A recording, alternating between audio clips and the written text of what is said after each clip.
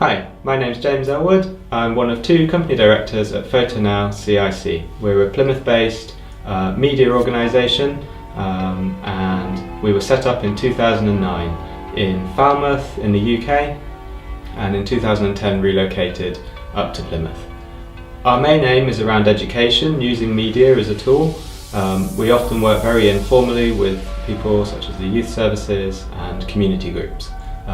Another particular aim around our work is for supporting photographers and other artists in terms of getting involved in the cultural sector in the UK.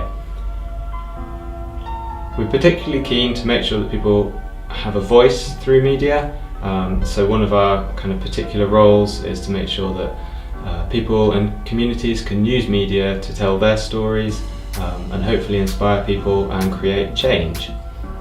Of course, as a social enterprise, one of our aims is to have a commercial income, so we also carry out lots of different types of community project work that brings in cash that pays the bills. When we first set the business up, there was lots of planning and kind of discussion, but of course setting up a small business is something that's quite a fluid situation and lots of experimentation happening. So although they did lots of business planning and those kinds of things, I think they found that things got out of date quite quickly as the projects developed and the ideas around the business developed. In the early stages of Fotonow, I think a lot of people were involved at different stages to kind of push things along or on particular projects. So we had quite a lot of turnover of different types of staff.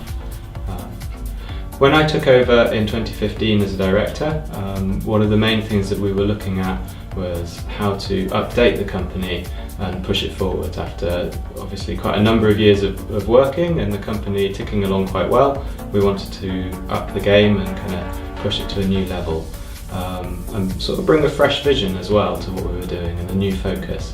One of the ways we approached that was through being able to get some business support over 2 years with Real Ideas organisation, another Plymouth-based social enterprise. So they helped us with developing our social impact statement. The big one for us as a small business has been trying to develop sustainable growth. So one of the things we've looked at is how to diversify our income to try and make sure that we really are quite solid, because if you are too reliant on one type of funding or one type of business and that has any kind of dip in trade, then of course you've got a big problem. So we've been looking at over the next few years trying to develop funding streams and really things like bringing in grant funding, which was something we hadn't really done up until 2015.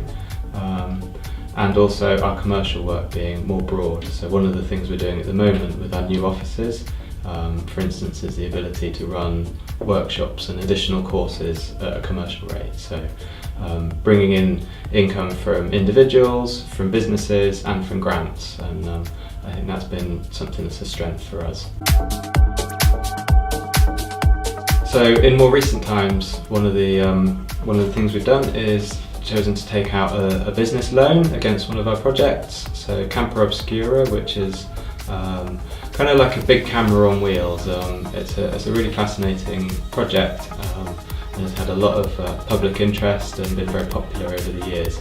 And we decided it was time that had a spruce up, and if it was going to continue and bring in a profit, then it really needed to look good, as it had a few years on the road and was looking tired. So we did make the decision to take out our first business loan fairly recently, and that's been an opportunity to upgrade that vehicle, but of course it does bring a certain pressure on the business to bring that loan repayments back into line.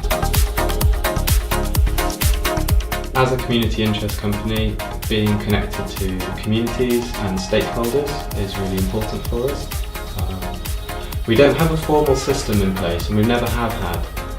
One of the things we do talk about is possibly as we grow a need for a more formalised board or kind of steering group. But at the moment we're out and about a lot, we engage with a lot of different community groups in our locality. So whether that's particularly with youth groups and community workers. We're on the ground with projects, and that's our opportunity to talk and discuss. And of course the crucial thing with working with communities is understanding need, which is something that's sometimes overlooked.